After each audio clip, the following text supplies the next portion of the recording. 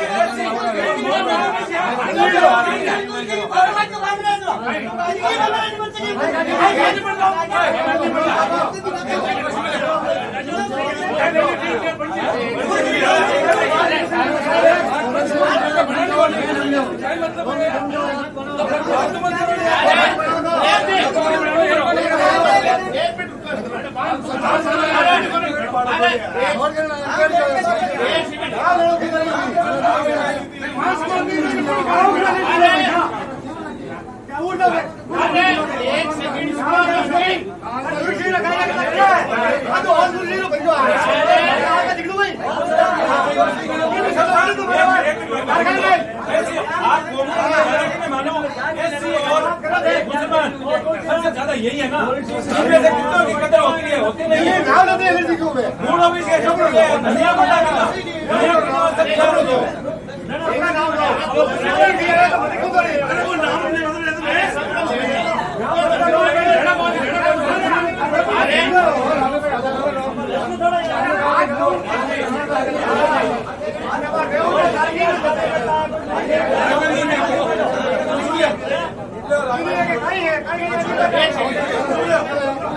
बदल बात कर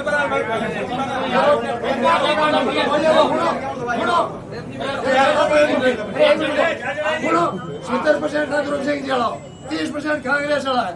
मैं था लगाई की सर्किट हाउस में कांग्रेस का हो जते था हो मांगा कांग्रेस जाओ जिन ने तो मां थांका ने था मांगा पाचा वो समझ रहे कांग्रेस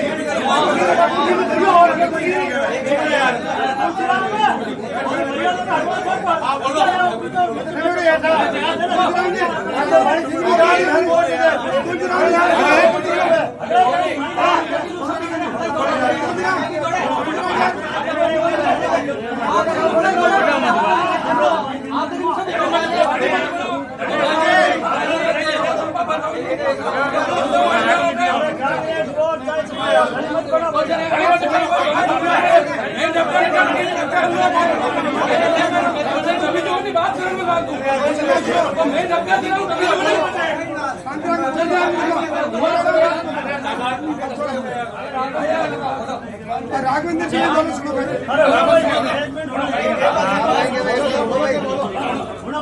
जयपुर से पधारे हुए सम्मानित हमारे पीसीसी से आए हुए जाकिर साहब,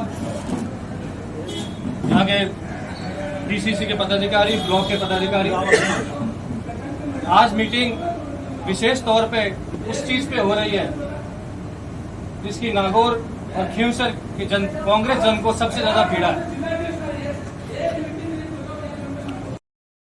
हमारे सामने आए चारों को लेकर और संघ को मजबूत इस बात को ध्यान लेकर के जिला है और जो यहाँ पदाधिकारी हैं कुछ नहीं है तो इस अन्य कह सकते सारे संगठन कम्युनिटी साथ में उसको बढ़ जाए, हमें पुनर्गठन करना है। जो सही कार्यकर्ता है मजबूत कर रहे हैं वो करे हैं और जो इसके लिए है जो नहीं कर रहे हैं जो उसकी बात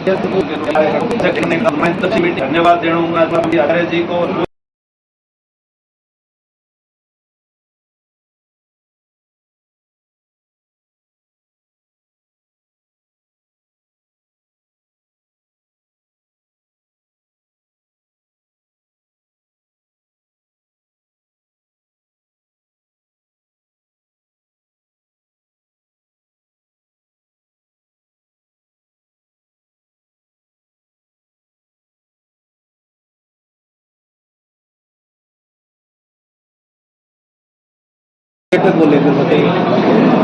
राजस्थान प्रदेश के प्रदेश अध्यक्ष गोविंद सिंह डोटासरा साहब ने खींवसर को लेके एक कमेटी गठन की गई जिसमें मेरे को और डुगरा निकेतर साहब एमएलए साहब को, सिंह शेखावत साहब जो प्रदेश अध्यक्ष है सेवादल से, अभिषेक जी चौधरी जो एनएसयू के पूर्व अध्यक्ष हैं जिन्होंने जयपुर से चुनाव लड़ा विधानसभा का, 4 लोगों की कमेटी बना के यहाँ भेजी गई। इसमें यही है कि किस तरह से संगठन को खींवसर में मजबूत किया जाए। यहाँ पे हमारे कुछ इकाइयाँ खाली पड़ी है, जैसे 21 की सीट खाली है, ब्लॉक अध्यक्ष बनाने हैं, मंडल अध्यक्ष बनाने हैं। अग्रिम संगठनों के जो भी ये ब्लॉक अध्यक्ष है या उनकी कार्य करनी है, सब संगठन को लेके आज मुख्य कार्यकर्ताओं के हम लोगों ने यहाँ मीटिंग रखी थी।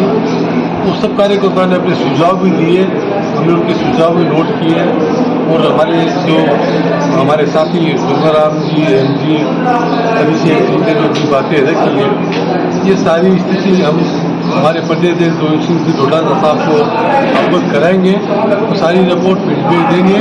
फिर वापस कई बार हमें यहाँ आना है, अभी ये तो पहली मीटिंग थी और इन्हीं के जो सक्रिय कार्यकर्ता है उनको पदाधिकारी के रूप में हम नियुक्ति भी देंगे, सबके राय घोषणा करके और इसी को लिए आज ये मीटिंग रखी गई। लगातार खींवसर की सीट है पर कांग्रेस आती है तो अब पार्टी किस तरह की रणनीति बनाएगी आगे? कांग्रेस पार्टी बहुत बड़ी पार्टी है और रणनीति कांग्रेस की बनी हुई है। हाँ, ये मानते थे पिछली बार हम 4000 वोटों से हार गए थे और 2-3 बार हम कंटिन्यू खींचों से हार रहे हैं, लेकिन अब की रणनीति इस तरह से बनाएंगे।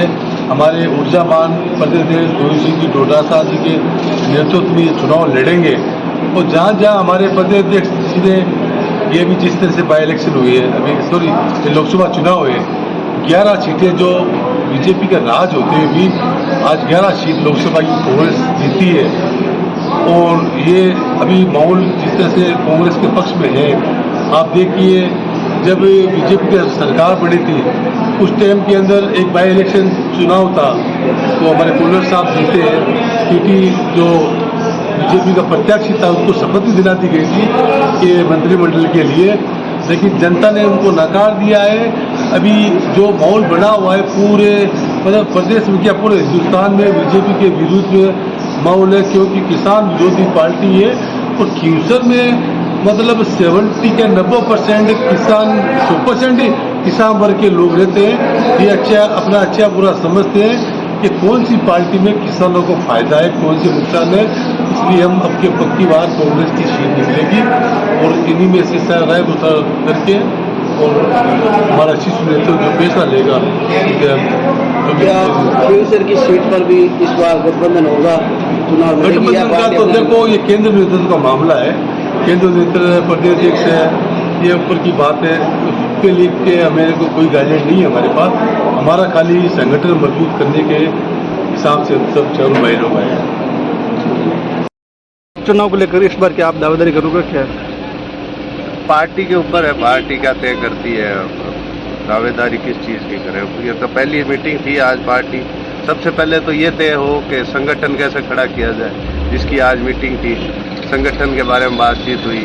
अब आगे संगठन की क्या रूपरेखा रहेगी उस पर तैयारी कर रहे हैं हम शुरू।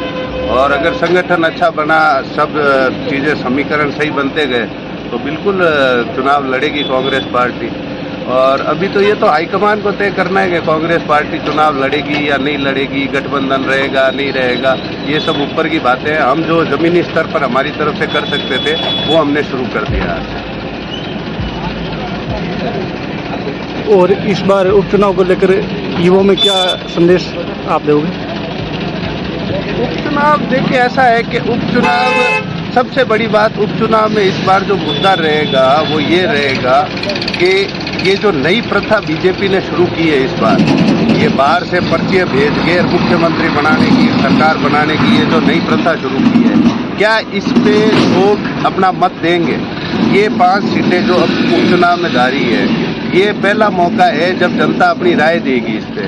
और जनता की राय बहुत मायने रहेगी इस हिसाब से कि क्या हम ये कल्चर को एक्सेप्ट कर सकते हैं कि वोट हम दें, हम हमारा प्रतिनिधि चुने और कोई बाहर से पर्ची लेकर के आ जाए और वो पर्ची खुले और नाम किसी का आ जाए और वो मुख्यमंत्री बन जाए। अब आप देखिए जिस टाइम ये मुख्यमंत्री की घोषणा हुई थी, मुझे लगता है कि राजस्थान में 99.99% लोगों ने गूगल खोल के देखा होगा कि ये भंवरलाल जी है, ये भजन लाल जी है कौन, नाम भी याद नहीं रहता, भंवरलाल भजन लाल जी हैं कौन। तो ऐसे अगर आप कहीं से पर्ची भेज देंगे उस हिसाब से आपको फिर मुख्यमंत्री बना दिया जाएगा। ऐसे सरकार, ये अब सरकार कौन चला रहा है किसी को आज तक समझ में नहीं आया, कौन मंत्री है, क्या काम कर सकते हैं। वो मंत्री तो खुद ब्यूरोक्रेट्स के ऑफिस के बाहर बैठ रहे थे। अगर चीफ सेक्रेटरी को ही सब कुछ चलाना है, चीफ सेक्रेटरी से पूरी सरकार चलनी है, तो फिर चुनाव करवाने का फायदा क्या है। ये जो ब्यूरोक्रेटिक सिस्टम से जो अब सरकार चलाने का जो ये इन्होंने नया फंडा लेकर आए हैं, इस पर ये पहली बार 5 सीटें मत करेंगे और इसमें जनता की राय आएगी कि क्या ये हमको, राजस्थान की जनता को ये मंजूर है। क्योंकि राजस्थान देखो हमेशा से आन बान शान वाली जगह रही है। क्या वो अपनी आन बान शान ऐसे सिस्टम के लिए खराब करेंगे जिसमें कोई भी पर्ची लेके आ जाएगा, जिसकी खुल जाएगी वो मुख्यमंत्री बन जाएगा। यदि कांग्रेस पार्टी यहाँ से चुनाव क्यों से लड़ती है तो आप लोगों को बीच लेकर क्या क्या मुद्दे जाएंगे? सबसे पहला मुद्दा यही होगा, सबसे पहला मुद्दा यही होगा कि क्या हम इस सिस्टम को स्वीकारते हैं कि कोई पर्ची आ जाएगी और कोई भी हमारे ऊपर राज करने लग जाएगा। सबसे पहला मुद्दा।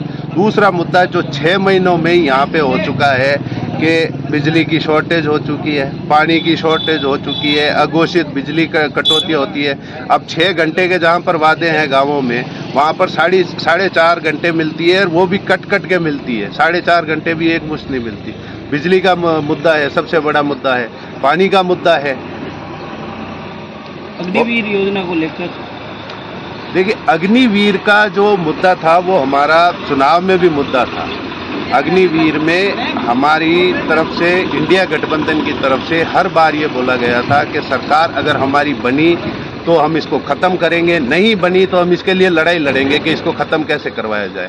इस बारे में अभी थोड़े दिन पिछला वाला जो सेशन था उसमें राजनाथ सिंह जी ने दो बातें कही कि एक तो अग्निवीर बहुत सोच समझ के लाई गई और दूसरी यूएस यूके में भी ऐसा होता है।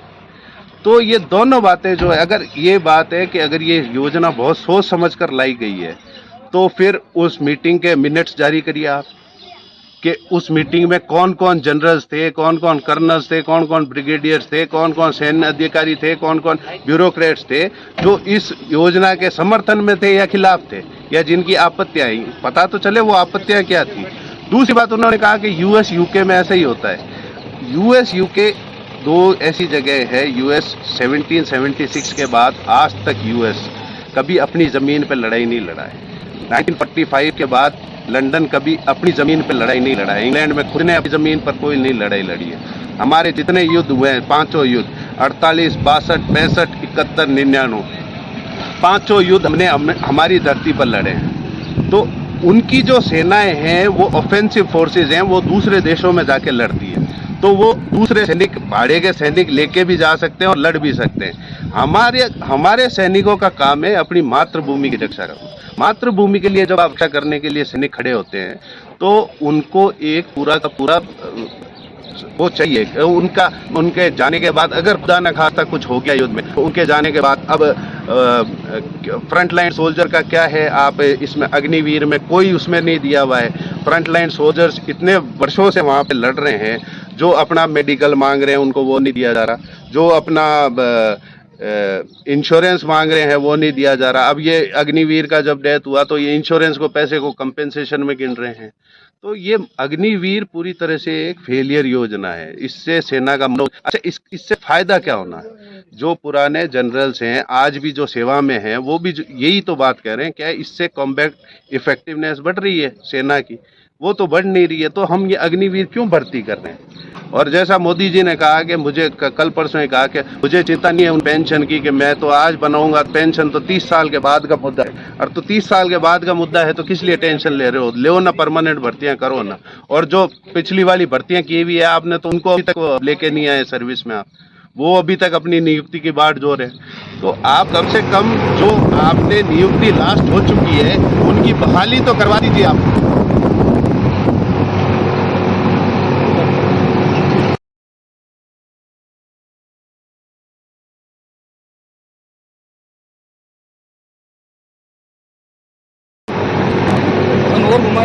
यदि क्योंसर उपचुनाव में भारतीय जनता पार्टी से डॉक्टर ज्योति मिर्धा मैदान में उतरती है तो क्या आप भी मैदान में उतरने की तैयारी कर रहे हो क्या कांग्रेस से?